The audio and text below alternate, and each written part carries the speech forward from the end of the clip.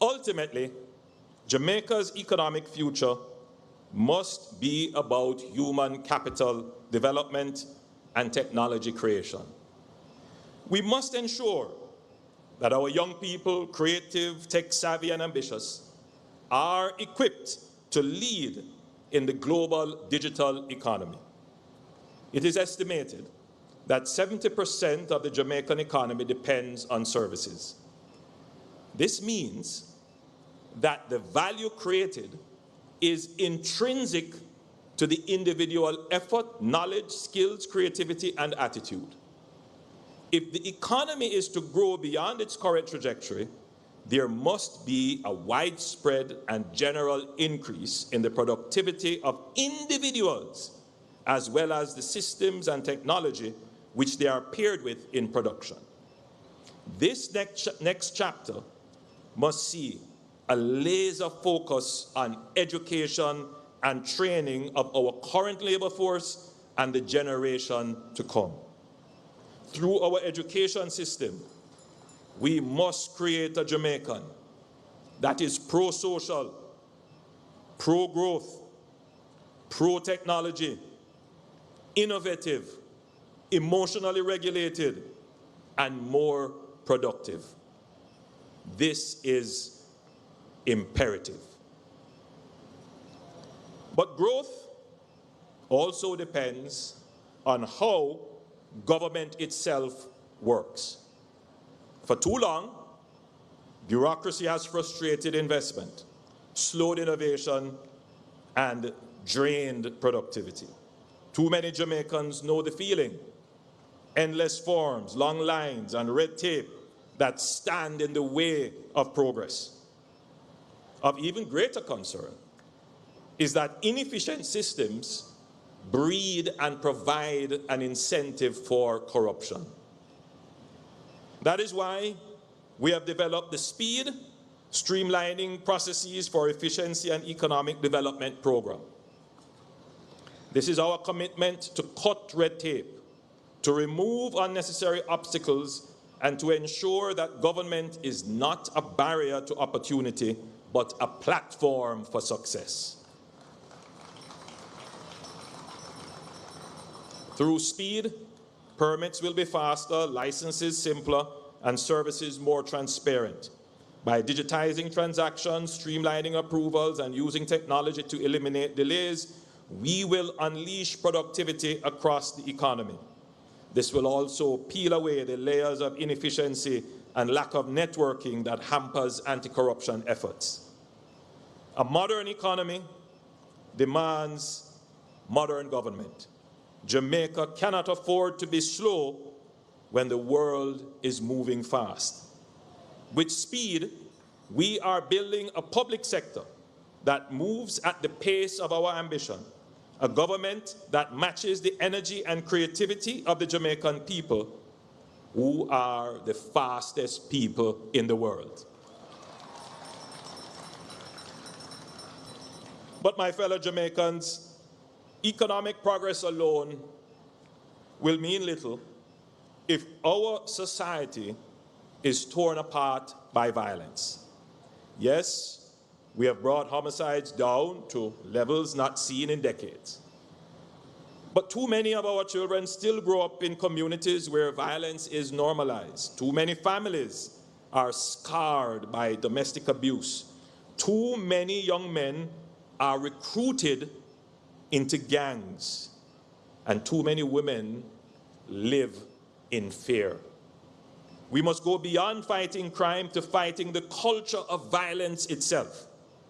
That means strengthening families, rebuilding respect for authority, restoring civility, and teaching our children discipline and responsibility.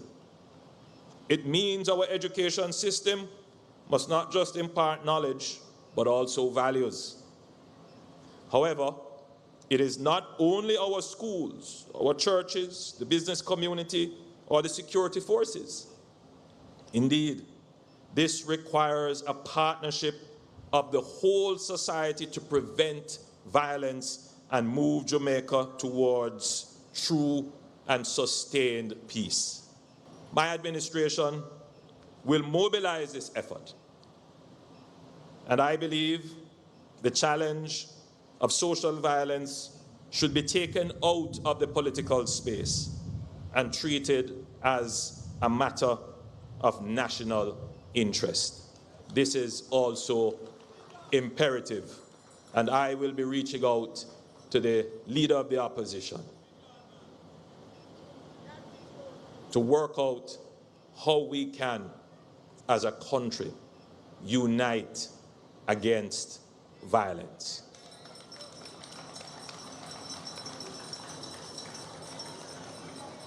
Finally, economic strength must be matched by diplomatic strength. Jamaica cannot be a silent actor on the world stage. Our history, our moral standing, and our record of democratic governance demand that we speak boldly and clearly in an increasingly complex and dangerous world. We must continue to defend democracy at home and abroad. We must promote peace and stability in our region. We must stand up for small states whose voices are too often drowned out by great powers. But we must also be smart in understanding our interests and identifying the opportunities that emerge as the world changes. We must be nimble enough to adjust and grasp them. The world owes us no favors. Though we will continue to fight for justice in global affairs, we will also continue to build our resilience and our economic independence. In this way, our diplomacy reinforces our economy. By being a respected global voice, Jamaica attracts investments, builds partnerships, and strengthens trust.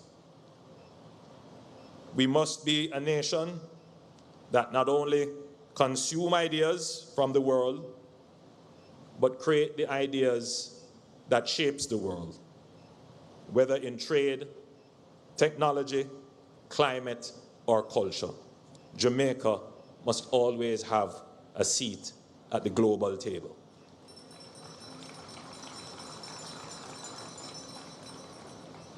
The task before us is not small, but then again, Jamaica has never been defined or limited by size. Our story has always been one of outsized influence.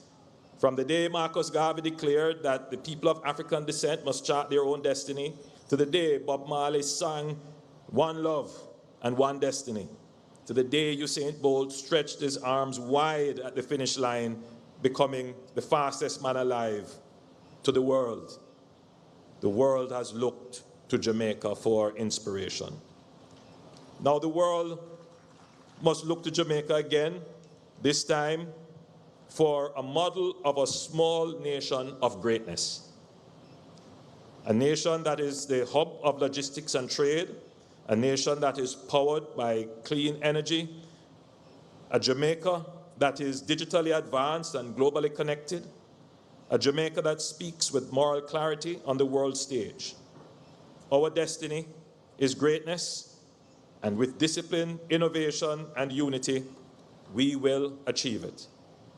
My fellow Jamaicans, there are those who say, "Prime Minister, you have achieved so much, you have nothing left to prove.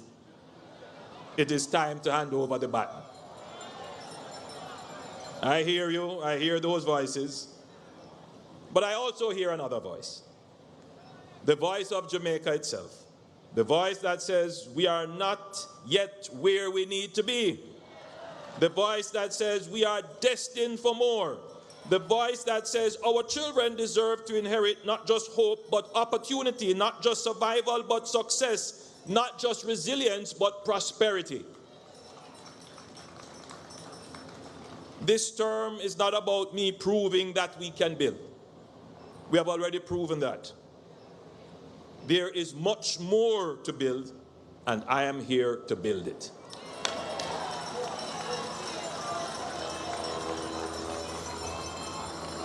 This term is not about my legacy. It is about Jamaica's destiny. That is why I stand before you today, not as a man who feels he has completed his work, but as a leader who knows that the greatest tasks are still ahead of us. The greatest challenges are yet to come. Yes, we have proven that Jamaica can rise and recover from adversity, but now we must prove that Jamaica can soar to the heights that we have all dreamed of, but we have never before attained. My fellow Jamaicans, we stand today at the threshold of a new chapter. Behind us lies a history of struggle, of sacrifice and resilience. Ahead of us is the horizon of possibility, of hope, of greatness. Let us not shrink from it. Let us not doubt ourselves. Let us not listen to the voices of negativity, fear, and cynicism. I say to you today, Jamaica can and Jamaica will. We will eradicate absolute poverty. We will build an economy that provides opportunities for all. We will make Jamaica the safest society in the Caribbean. We will restore respect and values and raise a generation that chooses peace over violence, discipline over disorder, and love over hate. We will build a transformative education system that will produce a generation of confident and innovative problem solvers. We will make Jamaica the most efficient and least corrupt jurisdiction to do business. We will make Jamaica a socially just and equitable place.